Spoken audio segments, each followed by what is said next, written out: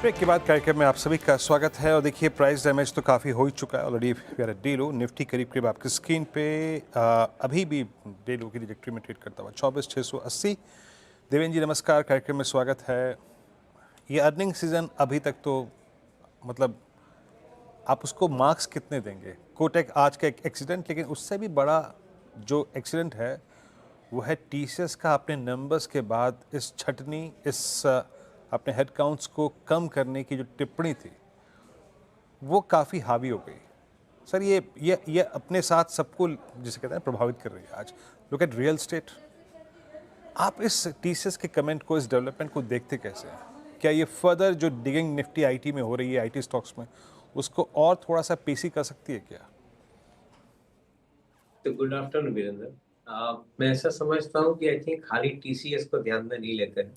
I think उनका पीछे का जो ऑब्जेक्टिव है उसके ऊपर ध्यान रखिए। I think they are reorienting the company, जिसके अंदर वो लोग अपने स्किल सेट्स को अच्छी तरह से बाहर लाना चाहते हैं। जो करंट स्किल सेट के अंदर जहाँ पे डेफिशिएंसी है, वो स्किल सेट को वहाँ पे वो लोग हटा के I think the new skill set they want to add it. That is what I understand. तो 6 लाख का जो एम्प्लॉय स्ट्रेंथ है उसके अंदर से 2% यानी 12,000 एम्प्लॉइज को आप रीओरिएंटेशन में लेके जा रहे हो या उनकी जगह पे दूसरे को रिप्लेस कर रहे हो। तो आई थिंक एक बहुत सहज एनवायरनमेंट में ये प्रक्रिया चल रही है, मैं ऐसा समझता हूँ। और खाली टीसीएस नहीं, काफ़ी सारी कंपनी को अपने एम्प्लॉयी स्ट्रेंथ को रीस्किल करना पड़ेगा ये चेंज एनवायरनमेंट के अंदर।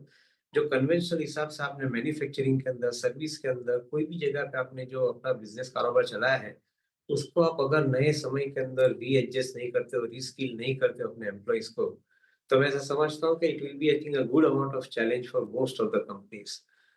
मैं इसको थ्रेट नहीं गिनता हूँ, मैं इसको अपॉर्चुनिटी गिनता हूँ, क्योंकि this gives an opportunity to lot of people to reskill themselves in coming years. अगले 2 या 3 साल के अंदर जो हिसाब से बदलाव आ रहा है हमारी एनवायरनमेंट के अंदर, वो बदलाव बहुत स्पीड से आ रहा है।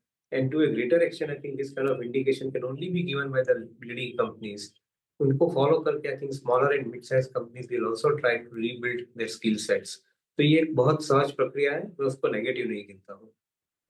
ओके, आप बहुत पॉजिटिव है टीसीएस के इस कदम के बाद। गुड आफ्टरनून देवन जी, श्रेया बात कर रही हूँ। आपके पास आऊँगी, लेकिन एक बार बीएल के रिजल्ट आ रहे थे और ऊपरी नंबर तो अच्छे लग रहे हैं। आप चाहे एबिटा मार्जिन की बात करें, एबिटा रेवेन्यू और प्रॉफिट, सभी अनुमान से ठीक है और सभी में बढ़ोतरी देखने को मिल रही है और निचले स्तरों से रिकवरी भी दिखाने की कोशिश की है रिजल्ट के बाद बीईएल ने। हालांकि मार्केट खराब है, डिफरेंट स्टॉक्स में क्लियरली आज मुनाफा वसूली देखने को मिल रही है, तो उसका असर है, लेकिन रिजल्ट के बाद एक अपटिक तो देखने को मिल रहा है।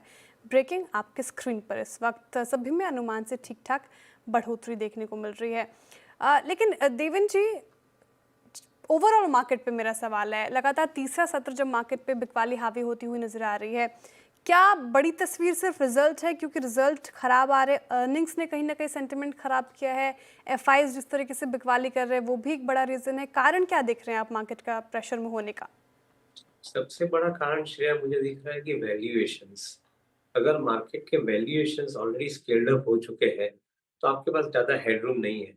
So despite of I think good company, good performances, company के स्टॉक के दाम जो घटते हैं, उसका एक ही आंसर है कि आपके वैल्यूएशन सस्टेनेबल नहीं है। अगर वैल्यूएशन समय के हिसाब से देखें और महंगे हो जाते हैं शुरुआत में, तो मैं ऐसा समझता हूँ कि उसके अंदर करेक्शन आएगा, रैशनलाइजेशन आएगा और ये प्रक्रिया चल रही है। जनरली ऐसा गिना जाता है कि रिजल्ट सीजन के अंदर the portfolio churning process starts. तो ये प्रोसेस ऑलरेडी चालू हो चुका है रिजल्ट के पहले से। And I think in the result season on there are significant amount of churnings happening from a stock to B stock. इसके अंदर आई थिंक ये चालू ही है प्रोसेस। मेरे ख्याल से 2-3 महीने का प्रोग्राम है, जिसके अंदर ये पोर्टफोलियो चर्निंग का प्रोसेस होके कंप्लीट होके again I think the market will position itself back. So maybe September ended quarter के बाद you will be seeing relatively better performance from most of the companies. Fortunately ये साल जो शुरू हुआ है वो काफी अच्छे प्रॉमिस के साथ में हुआ है। एक तरफ डिस्क्रिशनरी स्पेंडिंग बढ़ रही है, दूसरी तरफ आप इंडस्ट्री के अंदर भी कंजम्पशन देखो, हर चीज का तो एक बढ़ रहा है because of government spending big time into the infrastructure and into the industry. तो मैं ऐसा समझता हूँ कि ओवरऑल अपॉर्चुनिटी कुछ कम नहीं हुई है। वैल्यूएशन करेक्ट होते हैं तो again you will find market coming back to the normal buoyancy. Okay, अच्छा, अब आगे बढ़ते हैं और थोड़ा सा इस चर्चा को आगे ले चलते हैं। देवेन जी, अभी तक बैंकिंग में आपको क्या समझ में आया? आई मीन जिस प्रकार के नंबर्स कोटक ने दिए या फिर एचडीएफसी बैंक ने, आईसीआईसीआई बैंक ने, ओवरऑल ये numbers along with I think जो ब्याज दरों में घटने का क्रम है वो जारी है। 1% आप ब्याज ऑलरेडी घटा चुके हैं, घट चुका है अब तक। ऐसे में इस प्राइस पे प्राइवेट बैंक्स पे जो कि मोर और लेस स्टेबल रहे, बस कोटक को अगर मैं छोड़ दूं तो ICICI bank still doing well, Kotak ये एचडीएफसी बैंक डूइंग वेल, आप मतलब कैसे अप्रोच करेंगे लार्ज कैप प्राइवेट बैंकिंग को इस वक्त? आई थिंक ओवरऑल एनवायरनमेंट काफी ठीक है। एक तरफ आपके इंटरेस्ट के दाम घट रहे हैं, लायबिलिटी साइड की कॉस्ट नीचे आ रही है, दूसरी तरफ क्रेडिट ऑफटेक इंप्रूव हो रहा है। हाँ, एक बस ज़रूर है कि जो क्रेडिट ऑफटेक के अंदर जो ग्रोथ है, वो ग्रोथ जो बैंक को मिल रहा है, उसके पास आगे फिनटेक का प्लेटफ़ॉर्म है और पीछे उनके पास सस्ते दाम के फंड्स हैं, उनको ज़्यादा ग्रोथ दिख रहा है। जो बैंक के पास फिनटेक प्लेटफ़ॉर्म नहीं है, वो bank clearly out of place जा रही है यहाँ से, क्योंकि उनकी जो लेंडिंग की क्षमता है, वो करीबन 10-11% के बीच में रह जाती है। Whereas I think those companies which are systematically employing the fintech for processing the loan, for disbursing the loan, I think they are in a much better position to generate the growth which is 1.5 time faster than the growth of the economy. तो काफ़ी bank है कि 15-20% की growth rate के अंदर सालाना आगे बढ़ रही है और काफ़ी बैंक है जो करीबन 10% की ग्रोथ के आसपास अटक चुकी है। तो ये जो हायर ग्रोथ वाली बैंक है, उनका जो कार्यक्रम है, उसको आप ध्यान से स्टडी करें ताकि you will get promise in few banks very, very clearly. और यही चीज़ को आपको करना है कि अपने पोर्टफोलियो के अंदर those banks which are I think taking the competition head on और अपना ग्रोथ आगे बढ़ाती है दूसरे के मुकाबले, उनको प्रीमियम वैल्यूएशन ज़्यादा मिलेगी। And many NBFC companies, many some of the corporate banks companies, they are likely to remain the winners in this entire game because they are adopting technology and AI very, very well in this entire environment.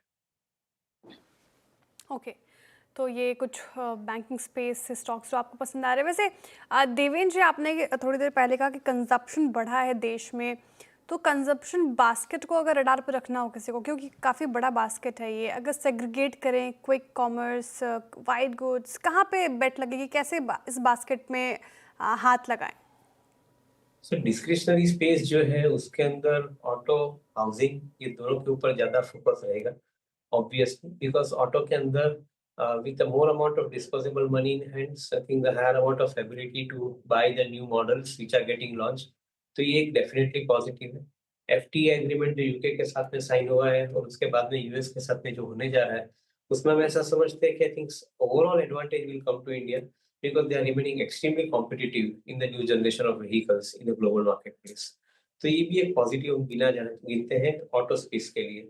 Similarly real estate के अंदर भी हम देख रहे हैं कि real estate के अंदर प्रीमियम की जगह पे लग्जूरियस एंड अल्ट्रा लग्जूरियस, ये सेगमेंट के अंदर डिमांड सिनेरियो काफी बॉयंट है और अगले 10 साल का अगर हम प्लानिंग करके चलते हैं इकोनॉमी के अंदर, तो ये सिनेरियो इससे ज्यादा बॉयंट रहने की एक संभावना है। तो we remain relatively more confident about discretionary spending, इसके अंदर आई थिंक ये दो सेगमेंट आते हैं और उसके साथ में जो बिजनेसेस जुड़े हुए हैं, उनके लिए भी एक समय ग्रोथ का अच्छा है, ऐसा हम समझ के चलते हैं। जहाँ तक एफएमसीजी कंपनीज का सवाल है, maybe I think current year appears to be better compare to last year, कारण कि एक बाजू पे आपका इन्फ्लेशन का कम होना, कॉस्ट ऑफ मैन्युफैक्चरिंग कम होना और दूसरी तरफ because of higher amount of spending, lower cost of funding, I think with that consumer finance का बिजनेस और कंज्यूमर स्पेंडिंग का बिजनेस दोनों अच्छी तरह से बढ़ रहा है। तो we feel that sales is going to grow well, but वहाँ पे वैल्यूएशंस मेरे ख्याल से थोड़े बहुत स्ट्रेच है। तो अगर मैं करेक्शन आता है प्राइस के अंदर, तो आई थिंक इवन एफएमसीजी के अंदर सिलेक्टिवली बाइंग अपॉर्चुनिटी इमर्ज हो सकती है। देवेंद्र जी, आखिरी प्रश्न पूछूंगा अभी, आपका सबसे फेवरेट इस वक्त फार्मा में और हेल्थ केयर में, आई मीन हेल्थ केयर में not exactly diagnostic but hospital stocks, जहाँ पे आपको वैल्यूएशन का कंफर्ट है, क्या है इस वक्त आपकी आपकी चॉइस क्या है इस वक्त? हॉस्पिटल सेगमेंट में वीरेंद्र वैल्यूएशन कंफर्ट नहीं है। I think most of the companies are encashing the valuation, putting in the larger amount of capital expenditure, creating new rooms for catering to the new hospitals, etc. तो वो process चालू है। मैं नहीं मानता हूँ कि वैल्यूएशन के तरीके से देखें तो उसके अंदर कोई bigger advantage at this point of time मिले हमें, तो नहीं दिख रहा है हॉस्पिटल सेगमेंट में। फार्मा के अंदर contract research and manufacturing, the API segment और स्पेशलिटी जेनरिक्स, ये 3 क्षेत्रों को ध्यान में रखें तो I think some of the select companies in the mid-tier pharma as well as I think some of the large companies are relatively better placed in this environment. Maybe price correction के साथ में कोई opportunity मिलती है तो जो 2 या 5 company है उसमें से एक आध 2 कंपनी को आप चुन सकते हैं इन्वेस्टमेंट के लिए within this category of companies which are spread out. Okay Devan ji, बहुत शुक्रिया आज हमारे साथ जुड़ने के लिए, तमाम सवालों के थैंक जवाब यू। डिटेल में देने के लिए बहुत शुक्रिया आपके वक्त के लिए। मार्केट की क्लोजिंग की तरफ